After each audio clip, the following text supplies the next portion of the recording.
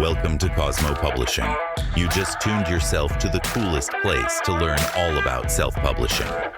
We are a turnkey quality service provider, from interior formatting to custom covers and everything in between, including book marketing and advertising. It is the company that books a lot. Hello, everybody. Welcome to the Cosmo Publishing Podcast, the place where we explore every corner of self-publishing, from writing and formatting to marketing and distribution. I'm your host, Gürhan, co-founder of Cosmo Publishing and Cosmodio books. Together, we help authors transform their ideas into professional books and guide them through every stage of publishing, from formatting and design to advertising and global sales. Today's episode is all about something invisible yet incredibly powerful: metadata. It's one of those words that sounds technical, even a little boring, but it's actually the secret engine that drives discoverability for your book. Metadata is how the digital world finds, understands, and recommends your work. If you have ever wondered why some books seem to show up everywhere while others disappear quietly after launch, metadata is often the reason. So what is metadata really? In the simplest terms, metadata is information about your book that helps readers and retailers know what it is, who it's for, and where it belongs. Think of it as your book's digital DNA. Every piece of information you enter when you publish, your title, subtitle, description, author name, keywords, and categories, becomes part of that DNA. The better you define it, the easier it is for your book to be discovered by the right readers. Let me give you a simple analogy. Imagine you walk into a bookstore that has no sections, no signs, and no system. Every book is piled randomly on tables. You could spend hours searching and still not find what you're looking for. That's what happens online when your metadata isn't clear. Readers might be searching for a story exactly like yours, but if your keywords or categories don't match how they search, your book stays hidden on the digital shelf. Good metadata acts like a map. It tells the algorithms, this is a cozy mystery about a small-town baker, or this is a self-help guide for new entrepreneurs. It helps your book land in front of people who already love what you're writing. I once worked with two authors who published similar romance novels at the same time. One book performed much better than the other, even though both had beautiful covers and strong stories. The difference wasn't quality, it was metadata. The first author took the time to research her categories and keywords. She understood what readers were typing into the search bar. Within weeks, her book appeared on page 1 of Amazon search results for small town romance and second chance love. The other author didn't think metadata mattered. Her book was buried under thousands of listings. Metadata isn't just about keywords. It's the entire framework that helps readers find your book and decide to buy it.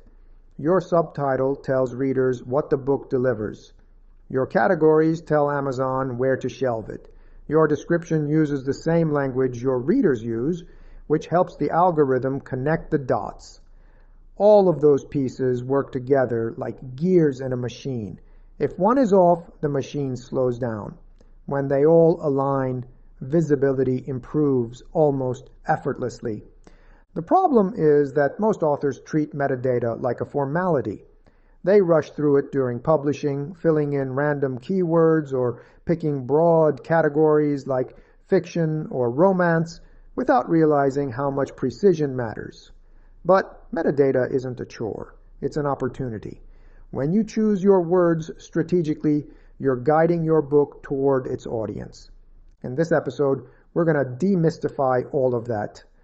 We'll talk about what metadata really includes and why it's the most underrated part of publishing.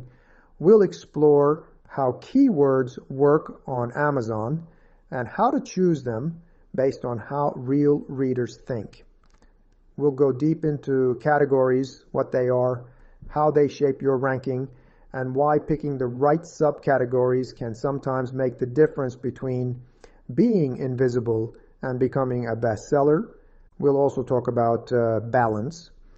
Because, yes, metadata is technical, but it's also creative. It's where your storytelling and your strategy meet. The best metadata doesn't sound like marketing, it sounds like your reader's own thoughts. By the end of this episode, you'll understand exactly how to make your book easier to find, more appealing to algorithms, and more visible to readers who are already looking for what you've written. So grab your notebook and let's start unlocking the hidden power of metadata. Up next, we'll break it down in plain language. What metadata actually is, what it includes, and how it works behind the scenes to connect your book with its readers.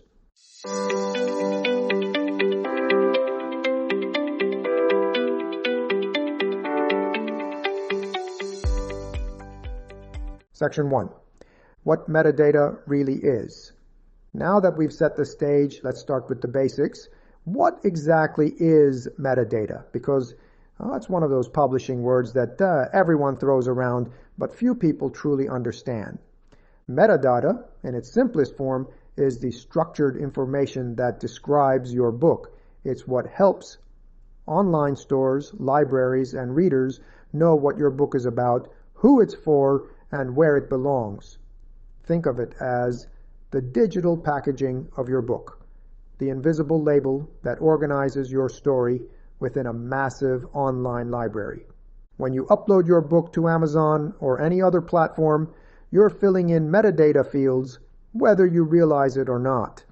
The title, subtitle, author name, description, keywords, and categories are all part of your book's metadata. Each field tells the system something specific, and together they work to connect your book with readers searching for that exact type of content. To make this easier to visualize, imagine you're walking into a huge physical bookstore. You tell the clerk, "I'm looking for a cookbook for busy parents that focuses on healthy meals." The clerk instantly knows which aisle to take you to. That's metadata in action, except online. The clerk is an algorithm. It uses your metadata to decide which books show up when a reader types a phrase into the search bar. The stronger your metadata, the better the algorithm can do its job. Now, here's an important idea. Metadata is not just for machines. It's for humans too. While the algorithm uses metadata to categorize and recommend, your potential readers use it to decide if your book is the one they want. That means every word you include, your title, subtitle, and even the tone of your description communicates a promise. You're telling readers, this book is for you. Let's break down the main parts of metadata in plain English. The title is the foundation. It's the first thing readers see, and it plays a major role in search results. A strong title includes the essence of your book in just a few words. Think of it like a store sign. It should instantly tell people what's inside. A thriller titled The Silent Witness immediately signals suspense and mystery. A nonfiction title like 10 Minutes Too Calm tells the reader exactly what the book delivers, a promise of transformation in a short time. Next is the subtitle. The subtitle expands on the title's message and adds context. It's where you can clarify your topic or target audience. For example, 10 Minutes Too Calm. Simple daily practices for reducing anxiety and restoring focus. The subtitle gives depth, keywords, and direction. Together, the title and subtitle work as a team. Then comes the book description, often called the blurb. Many authors think of it as a marketing copy, but it's also metadata. It's the only long-form part of your listing that both humans and algorithms read.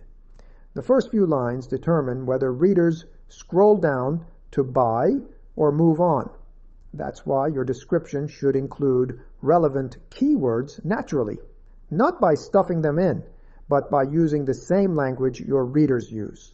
For example, if your book is about productivity, you might include phrases like stay focused, get more done, or overcome procrastination. Those are not random buzzwords. They're the exact terms readers type when searching.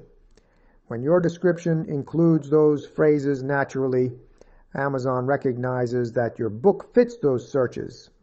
Keywords are another key part of metadata, and we'll talk about them in depth later. For now, think of them as the search terms people use to find books. They work behind the scenes to connect your listing with your audience. Then we have categories. Categories are like the shelves of an online bookstore. They tell Amazon and other retailers which genre or subject your book belongs to. If you pick a category that's too broad, your book will be lost among thousands of titles. If you pick a narrow, specific one, your book stands a better chance of ranking and being discovered. All of these elements work together as one system. When a reader searches for a book on Amazon, the algorithm looks at titles, subtitles, descriptions, keywords, and categories to decide which books are most relevant. It then uses data from actual sales and clicks to refine that ranking over time. That's why metadata isn't a one-time task. It's something you can refine as your audience grows. Here's a simple story that illustrates this. An author I worked with published a self-help book about resilience. Her original subtitle was Finding Strength Through Change. It sounded poetic but vague. When she updated it to How to Build Mental Resilience and Thrive After Life's Setbacks, her sales doubled. Why? Because the second version used phrases that readers were actively searching for. The content of the book didn't change, just the metadata.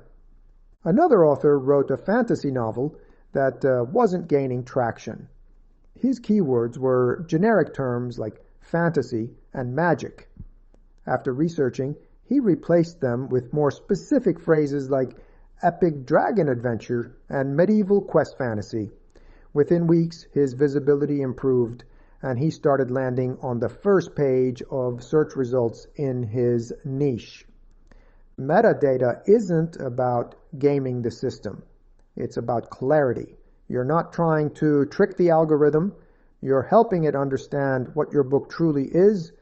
The clearer you are, the easier it is for both machines and humans to connect with your story. So when you think about metadata, don't imagine spreadsheets or code. Think of it as your book's introduction to the world. It's how you say, here I am, this is what I offer, and this is who I can help or entertain. In the next section, we'll zoom in on one of the most powerful parts of metadata, keywords, what they are, how they work, and how you can choose them strategically to make your book visible in a crowded marketplace.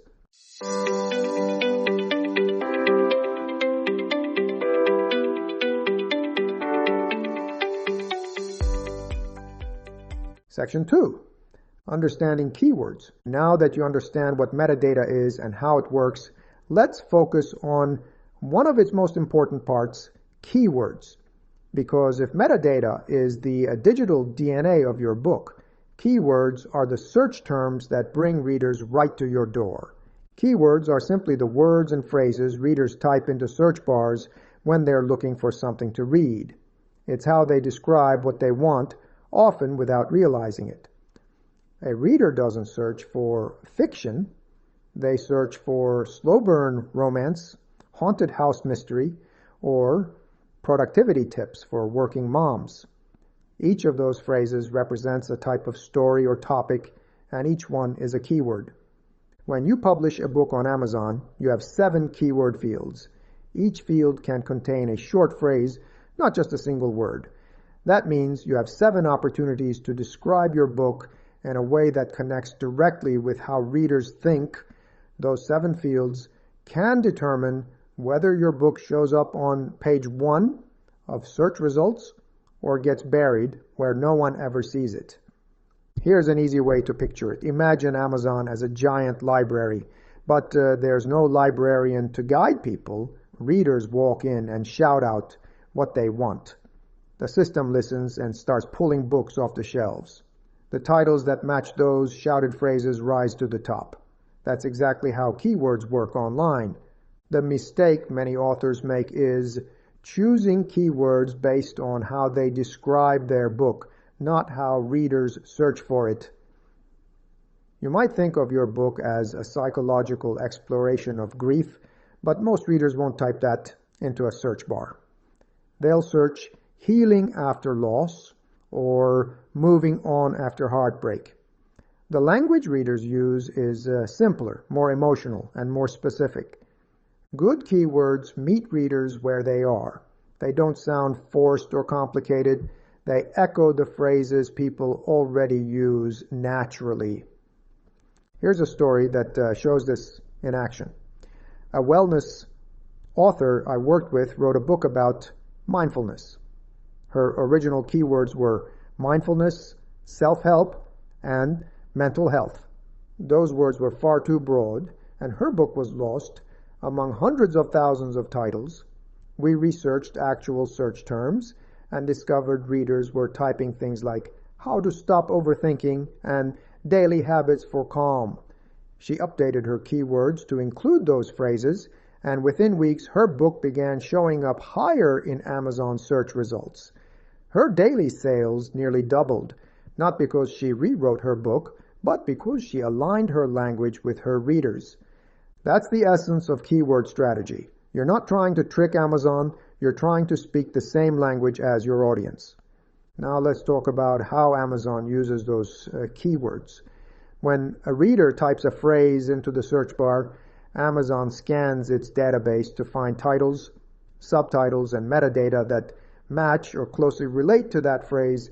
It looks for relevance and engagement. If your book's keywords, categories, and sales data line up with that reader's behavior, your book has a higher chance of appearing near the top of results. Over time, as more readers click buy or borrow your book, Amazon learns that your title satisfies that search. That feedback loop strengthens your ranking for those phrases. This is why choosing relevant, specific keywords is so powerful. They don't just describe your book, they tell Amazon what kind of readers to show it to. There's another important distinction. Keywords can serve different purposes. Some are descriptive, like historical romance or plant-based cooking. Others are emotional or problem-solving phrases like a second chance love story or easy weeknight meals. The best strategies often use a mix of both. Descriptive keywords tell Amazon what your book is. Emotional or practical keywords tell Amazon why readers want it. Together, they form a bridge between your story and your ideal audience. For fiction authors, keywords can describe elements like genre, tone, or tropes. Words like enemies to lovers, found family, or dark fantasy adventure help readers instantly recognize the kind of story they're about to get. For nonfiction authors, keywords can describe problems, goals, or transformations.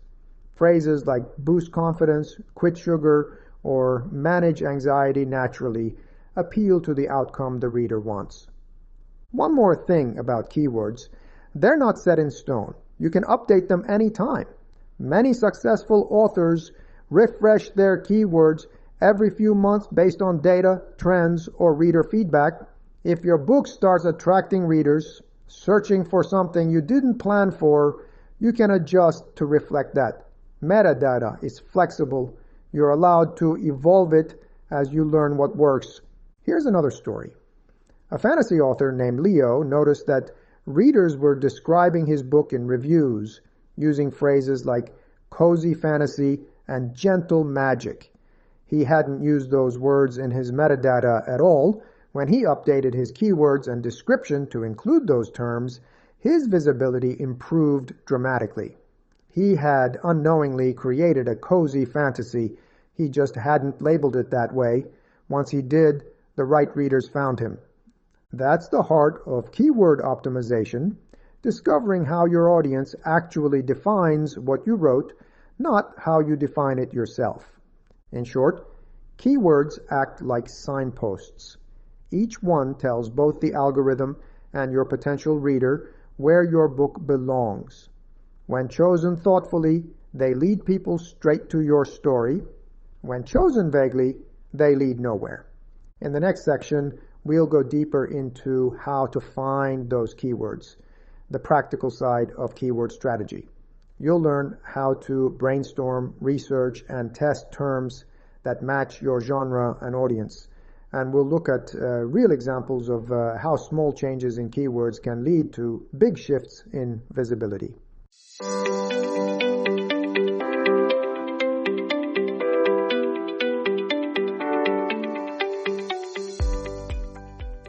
Section 3. Keyword strategy in practice. Now that you understand what keywords are and how they work, let's turn that theory into action. Because this is where most authors get stuck. They know keywords matter, but they don't know how to find the right ones or how to use them effectively. The truth is, keyword strategy is less about guessing and more about observation. You just have to start thinking like your reader. Let's begin with a simple idea. Every time a reader opens Amazon and types something into the search bar, they're telling you exactly what they want. Those search terms are clues. The more you listen to them, the easier it becomes to match your book to their expectations. Imagine you wrote a fantasy novel about a young girl who discovers a secret kingdom through a mirror.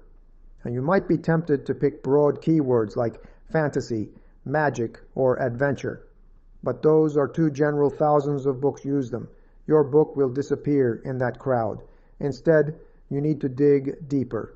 Ask yourself, what kind of fantasy story is this? Is it a coming-of-age tale, a portal fantasy, a magical world hidden in the real one? Once you define that, your keywords become more specific and powerful. For example, instead of fantasy, try young adult, portal fantasy, or hidden world adventure. These phrases mirror what readers actually type when searching for new books.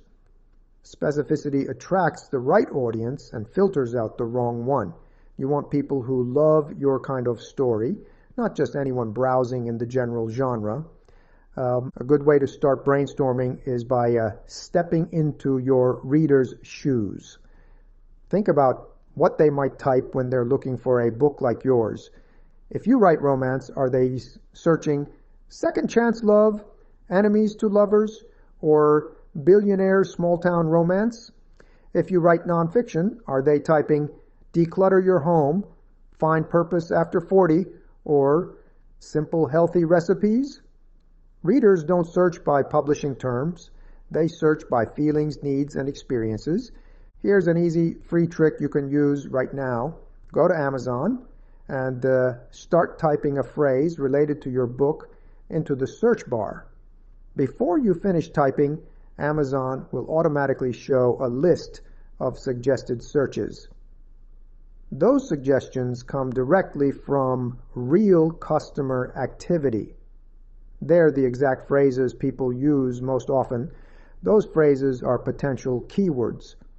Let's say you type how to sleep and see suggestions like how to sleep better naturally or how to stop insomnia fast.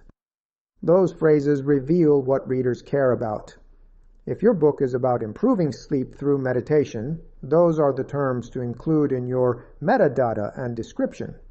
One nonfiction author I worked with used this approach for her book about emotional healing. She initially chose simple words like healing and self-growth. When she started researching, she noticed readers were actually searching healing your inner child and letting go of past trauma. She added those exact phrases to her metadata, and her traffic increased dramatically within 2 weeks. Another practical way to develop strong keywords is to look at your competition. Search for books similar to yours and study their titles, subtitles, and descriptions. What phrases do they repeat? What categories do they appear in? Like, you're not copying, you're learning the language of your audience. If 10 successful books in your genre use the phrase slow burn romance, it's a sign readers are using that term too. Some authors use keyword tools or services that analyze search volume, but you don't have to start there. Observation alone can take you far.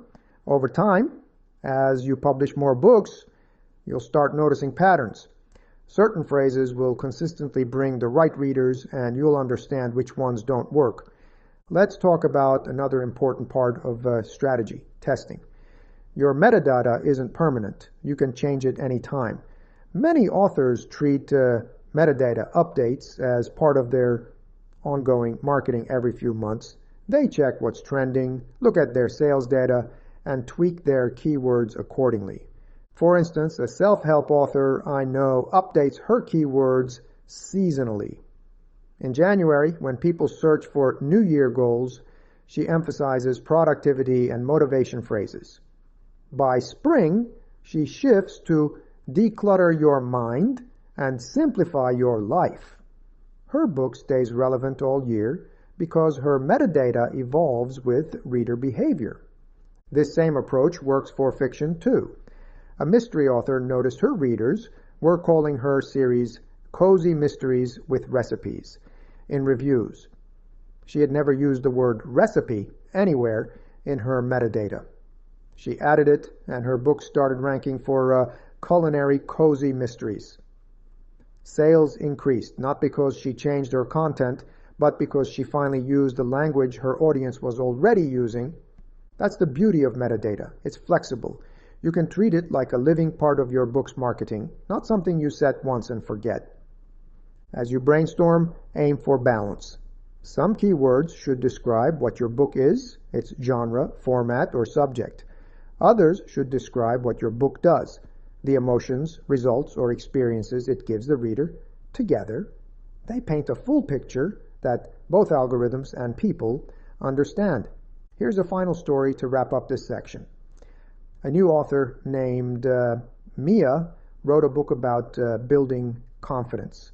Her initial keywords were vague terms like confidence and motivation. Her book struggled to get traction. After doing some research, she replaced them with build self-confidence step by step and overcome fear of failure. She didn't change her cover, price, or ads. Within 3 months, her book was ranking on page 1 for both phrases. That visibility led to reviews, and those reviews boosted her organic reach even further.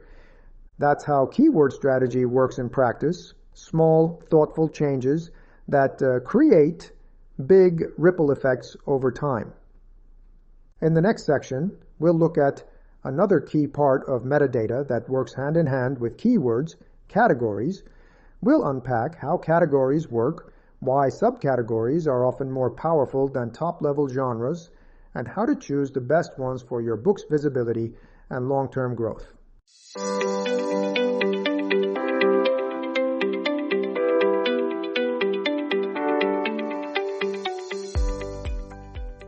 Section 4, demystifying categories. We've talked a lot about keywords, but there's another piece of the metadata puzzle that's just as important.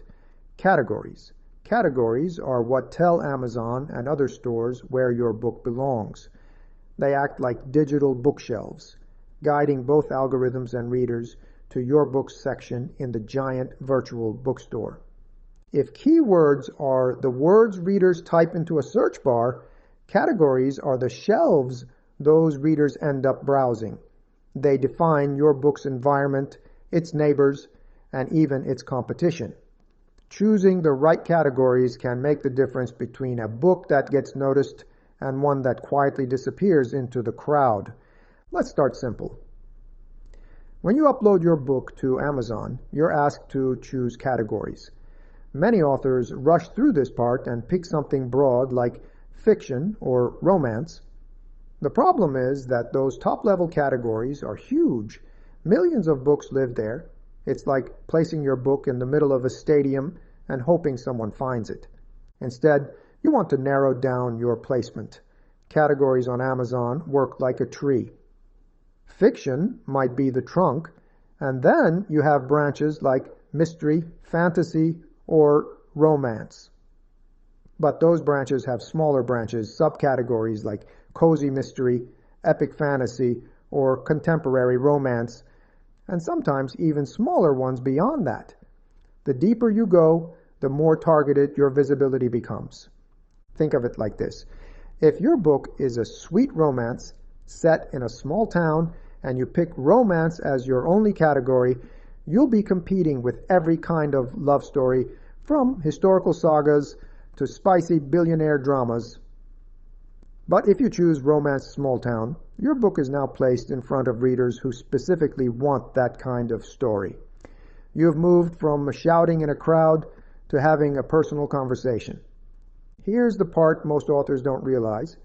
Amazon's visible category list only shows a small portion of all the categories available. Behind the scenes, there are hundreds of hidden or specialized categories you can request through Amazon's support team. These include narrower subgenres like romantic comedy, post-apocalyptic fantasy, or women's sleuths mystery. Getting your book into one of those focused categories can make a big difference in visibility and even ranking. Let's take a real example. A thriller author I worked with published a fast-paced political spy novel. She listed it under thriller and suspense. That sounded right, but those were top-level, overcrowded categories. After a little research, we moved her to political thrillers and espionage. Within days, her ranking improved dramatically. She hadn't sold more copies overnight. She had simply placed her book where it was easier to find. This happens because Amazon's bestseller rankings are category specific. Each category has its own mini chart. The smaller the category, the easier it is to reach a visible position on that chart. Being number 10 in historical romance, Regency, is much more powerful than being number 10,000 in romance. Readers browsing that subgenre see your book right away. Here's another example. A children's author named Lila wrote a bedtime storybook about gratitude. She first chose children's books as her main category, but it was too broad. After looking deeper, she switched to children's books, values and virtues, and children's books, bedtime stories. That one change put her book in front of exactly the parents and teachers she wanted to reach. Her visibility grew, and so did her sales. Now let's clear up a common misconception. Some authors think that picking a smaller category limits their audience. In reality, it does the opposite. Narrow categories help your book reach the right readers, the ones most likely to buy. The goal isn't to be seen by everyone. It's to be seen by the right someone. When you choose your categories, think about what readers expect. What type of story or topic are they in the mood for? Where would they naturally go to find it? You want to meet them there. If you're not sure where to start, look at the top-selling books that are most similar to yours. Scroll down their product pages and see which categories they're listed in. Amazon often displays up to 3 visible ones. Those are your clues. If you see patterns, the same subcategories appearing again and again, that's a sign those shelves are active and profitable. Remember, categories are not fixed. You can change them anytime. Amazon allows you to update your categories even after publication, and you can also request up to 10 categories through support if your book qualifies. This flexibility means you can adapt as your book's performance and audience evolve. Here's a quick story to illustrate that. An author named Marcus wrote a nonfiction book about personal finance for freelancers. He originally categorized it under business and money, which sounded logical, but it was too broad. After a few months, we analyzed his readers and discovered that most of them were self-employed creatives. We requested new categories: small business taxes and freelance and self-employment. His visibility skyrocketed. The right readers were finally finding him, and his reviews reflected that connection. Categories are also a strategic tool for long-term growth. As your catalog expands, you can diversify across multiple categories. One series might dominate cozy mystery, while another thrives in paranormal romance. Over time, you build presence across several niches instead of being locked into one. The most important thing to remember is that categories are part of your marketing, not just your metadata. They influence where your book is seen, who sees it, and how it competes. Choosing wisely can open doors that even advertising can't. In the next section, we'll explore how to use categories strategically, how to combine them with your keywords for maximum visibility, how to request special placements, and how to think like an algorithm when deciding where your book should live.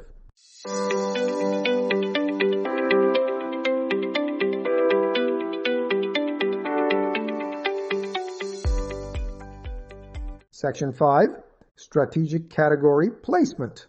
Now that you know what categories are and why they matter, let's talk about how to use them strategically. This is where metadata becomes an art. Choosing the right categories isn't just about accuracy, it's about positioning your book where it has the best chance to shine. When you first upload your book to Amazon, you're given a limited number of category slots. Many authors fill them quickly and move on, but that's only the beginning. The truth is, Amazon's system allows for much more flexibility than it appears. You can actually request additional categories later, and that's one of the most powerful tools you can use for visibility. Let's start with the basics of placement. Your goal is to choose categories that describe your book honestly, but also help it compete effectively. Broad categories like fiction or self-help give you exposure to a massive audience, but you're surrounded by thousands of competing titles. Narrow categories like romantic comedy or personal growth for women target smaller audiences, but with much less competition. That smaller audience often converts better because it's made up of people who specifically want what you're offering. Think of categories like fishing spots. You can cast a net in the open ocean where there are millions of fish, but also millions of other fishermen. Or you can find a quiet cove where the fish are fewer, but they're exactly the kind you want. One author I worked with, Carla, wrote a historical romance set during World War II. She listed her book in historical fiction and romance. Those sounded correct, but they were too general. After some research, we discovered that Amazon had narrower categories like historical romance, 20th century, and World War II romance. We switched her book into those within a week. Her ranking improved, and she started appearing in front of readers who loved wartime love stories. Her visibility doubled without spending a cent on ads. That's the kind of impact a precise category can have. The key to finding these hidden or specialized categories is research.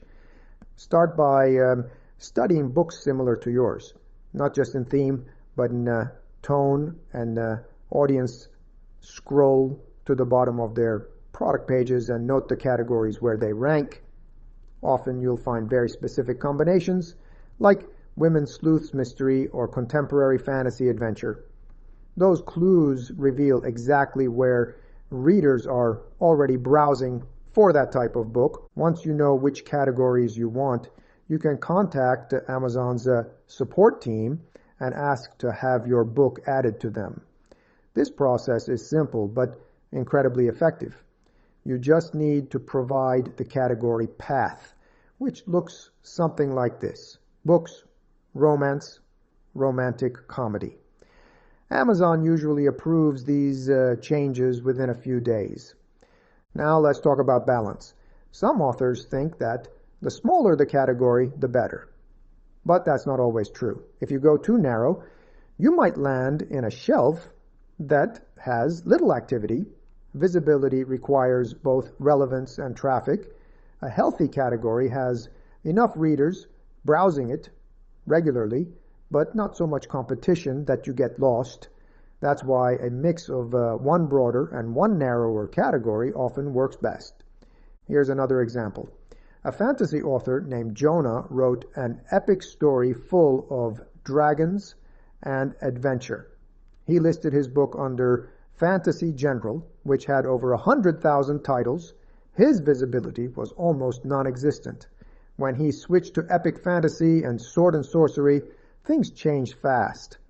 Those categories had active readers, but fewer titles, and they matched his genre perfectly. Within 2 weeks, he ranked in the top 100 and started getting steady organic sales. Strategic placement isn't just about rank, though. It's also about discoverability and accuracy. The right category tells readers they're in the right place. When a reader browsing psychological thrillers sees your book, they know what kind of experience to expect. That alignment builds trust, and trust leads to clicks and purchases. Another tip is to think seasonally or thematically. If your book fits more than one angle, you can adjust categories over time. For instance, a cookbook author I know switches one of her categories to holiday cooking every November, then changes it back in January. This keeps her book visible during high-traffic shopping seasons without altering the content at all. You can also use categories to support your broader publishing strategy. Some authors who write series assign each book to slightly different but related categories. This spreads their visibility across multiple shelves, allowing them to reach different readers who share overlapping interests. For example, a mystery series might have one book in cozy mystery culinary, another in cozy mystery small town, and another in cozy mystery amateur sleuth. Together, they cover a wider footprint without competing directly against each other. Categories also help with long-term brand identity. When readers see your name consistently appearing in specific niches, they start associating you with those genres. It's like building a storefront where readers know exactly what kind of stories or advice they'll get from you every time. Let's look at one more case study. A nonfiction author named Priya wrote a book about mindfulness at work. She originally categorized it under self-help stress management. It performed decently, but when we reviewed her keywords and audience, we realized her readers were professionals seeking productivity tools. We moved her book to business and money, workplace culture, and health, mindfulness, and meditation. That one change expanded her reach to a completely new reader base, corporate professionals who were browsing under productivity and wellness. Within a month, she was ranking in 2 categories, and her sales increased by 40%. That's the power of thoughtful placement. It's not about chasing trends or copying others. It's about understanding who your readers are and where they spend their time. So as you refine your metadata, take time to revisit your categories every few months. Check whether your book is still in the right place, whether your audience has shifted, and whether new subcategories have appeared. Amazon adds new ones all the time, and staying updated gives you an edge. In the next section, we'll bring everything together. We'll talk about how your keywords and categories work as a team, how combining them strategically amplifies your visibility, strengthens your ranking, and connects your book with readers who are already searching for exactly what you wrote.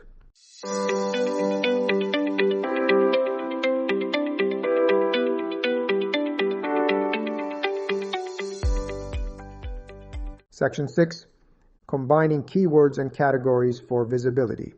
By now, you know that keywords and categories each play an important role in your book's visibility, but the real magic happens when you combine them strategically.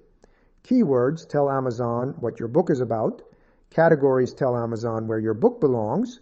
When they work together, they form a powerful connection that helps algorithms and readers find you faster and more accurately. Let's start with how these two systems interact. When you choose your categories, Amazon automatically associates your book with certain keywords based on those categories. For example, if you select romance, small town, Amazon links your book to keywords like small town romance, sweet love story, and small town relationships. But if you also include those phrases manually in your keyword fields, you reinforce the signal. The algorithm sees a clear pattern and becomes more confident about showing your book to readers who search for those terms. This is called keyword category alignment, and it's one of the simplest yet most overlooked parts of metadata optimization. When your keywords and categories support each other, Amazon's system can classify your book with precision, but when they send mixed signals, your book becomes harder to place. Here's an example. An author wrote a fast-paced fantasy full of battles and dark magic. Her categories were fantasy, epic, and adventure, but her keywords included romantic fantasy, slow burn love, and enemies to lovers. Those keywords fit a completely different audience. Readers looking for character-driven romance, not high-stakes war stories. The algorithm didn't know how to categorize her book, so it showed it to the wrong readers. Reviews were mixed, sales dipped, and her ranking suffered. Once she aligned her keywords with her true genre, phrases like epic fantasy adventure and dark magic quest, her visibility improved within 2 weeks. That alignment is crucial. It tells both the algorithm and potential readers this book is exactly what you think it is. Let's take the opposite scenario. A romance author named Beth had strong keywords like sweet second chance love story and small town romance, but she had placed her book in the contemporary fiction category instead of romance contemporary. Readers searching for love stories never saw it. When she switched her categories to match her keywords, her book immediately started appearing in relevant searches, and her ranking climbed. Here's another interesting thing about combining keywords and categories. Amazon uses your keywords to expand your book's visibility into additional hidden categories automatically. These are unofficial categories that don't appear on the upload form but exist behind the scenes. If your metadata fits the right patterns, Amazon might list your book in multiple related subcategories without you even asking. For instance, if your book's category is health and fitness nutrition and your keywords include keto diet, low-carb meals, and healthy lifestyle, Amazon might also display your book under cookbooks, low-carb, and health weight loss. You didn't choose those manually. Your keyword combination triggered them. This happens quietly in the background and often increases your reach. The takeaway is simple. The clearer your metadata, the smarter Amazon becomes about placing your book in front of the right audience. To create that clarity, start with your reader in mind. Ask yourself, what are they typing when they search for a book like mine? Then ask, where would they expect to find it once they click? The first question helps you define your keywords. The second helps you choose your categories. If those two answers line up perfectly, your book is in sync with how readers browse. One author I worked with, a nonfiction writer named Jordan, published a guide on productivity. His keywords were solid, get more done, build habits, time management tips, but his categories were too broad, self-help, and motivation. After analyzing his readers, we moved him into business and money, time management, and health stress management. The results were immediate. His rankings improved because his keywords and categories were now working toward the same goal. For fiction authors, this connection is just as important. Imagine your keywords say dark fantasy romance, but your category is paranormal mystery. That mismatch confuses the system and your readers. Always make sure your genre, tone, and audience expectations are consistent across all metadata fields. It also helps to repeat your most important keyword phrases naturally in your book's description. When the title, subtitle, description, and category all echo the same key themes, Amazon views your listing as stronger and more relevant, but don't overdo it. Your goal isn't to stuff keywords, but to sound natural and authentic. Now, here's a quick story. A mystery author named Claire wrote a series about a retired librarian who solves murders in her coastal town. Her keywords were cozy mystery, female sleuth, and small town secrets. Her categories were mystery, cozy, and women's sleuths. She also used those same phrases in her subtitle and blurb. The alignment was perfect. Her book quickly started ranking in the top 50 for cozy mystery and became a steady seller. Claire's metadata worked like a team. Every element supported the same message. Think of it like composing music. Keywords are your melody, the phrases readers search for. Categories are your rhythm, the structure that keeps everything organized. When melody and rhythm match, you get harmony. When they don't, everything sounds off. This level of harmony is what creates organic visibility. You don't have to push your book with ads or endless promotions. The algorithm starts doing the work for you because it understands exactly where your book fits. Finally, remember that both keywords and categories evolve over time. Reader trends shift, new subgenres emerge, and Amazon's internal systems change. Check your metadata every few months to make sure it still reflects your book and audience accurately. If something starts feeling off, if your sales dip, or your ranking drops, it might be time for a refresh. In the next and final section, we'll wrap up everything we've covered today. We'll go over a quick checklist for optimizing your metadata, a few reminders about long-term strategy, and some encouraging thoughts to help you stay confident as you grow your publishing career.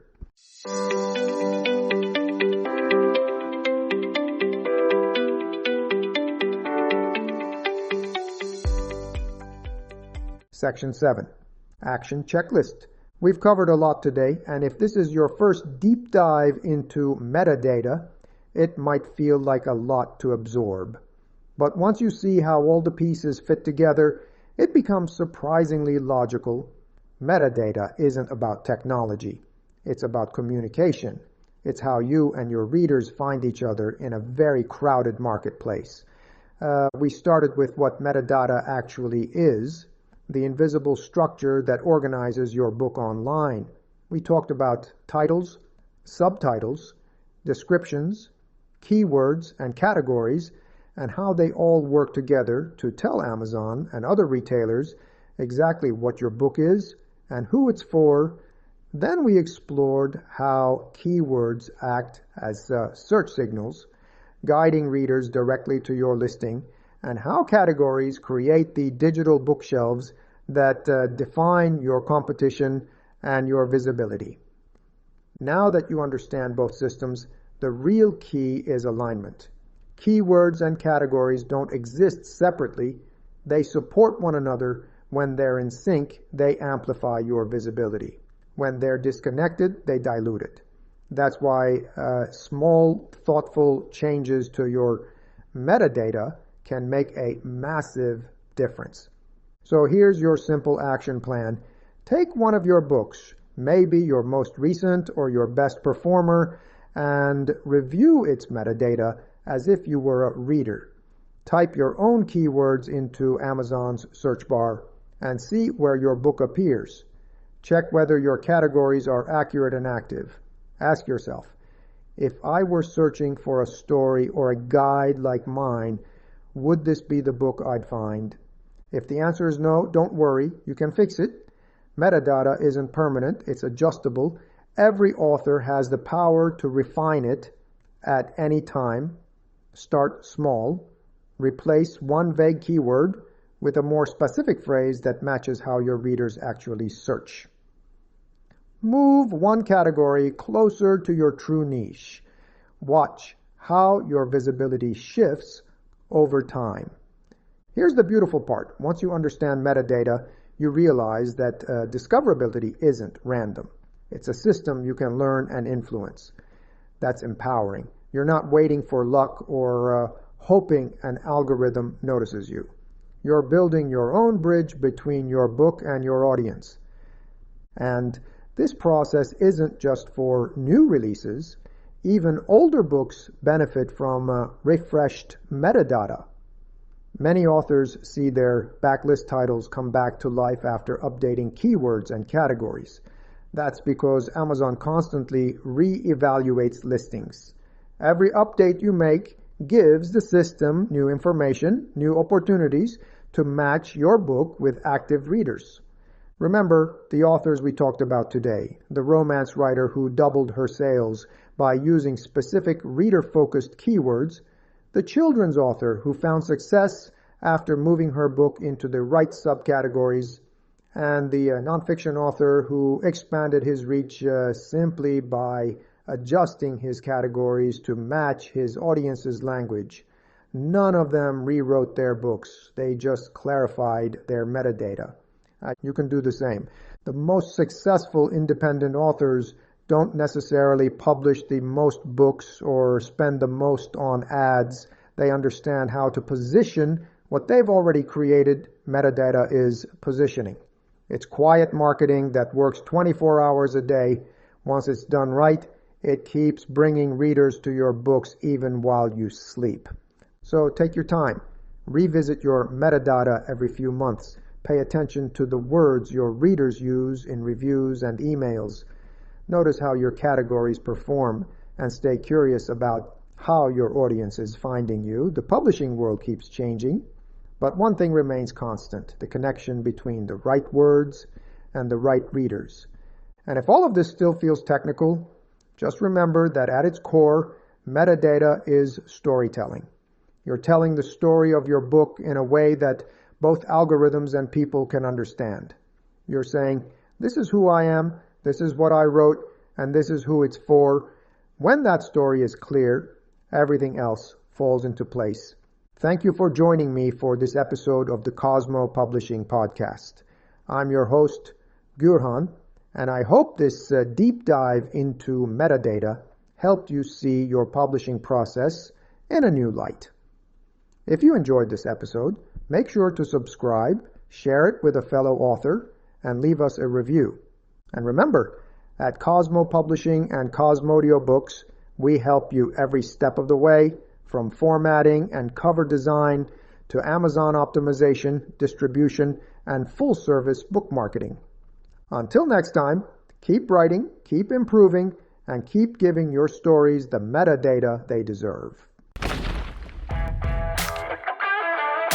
Welcome to Cosmo Publishing.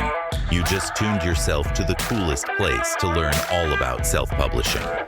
We are a turnkey quality service provider, from interior formatting to custom covers and everything in between, including book marketing and advertising. It is the company that books a lot.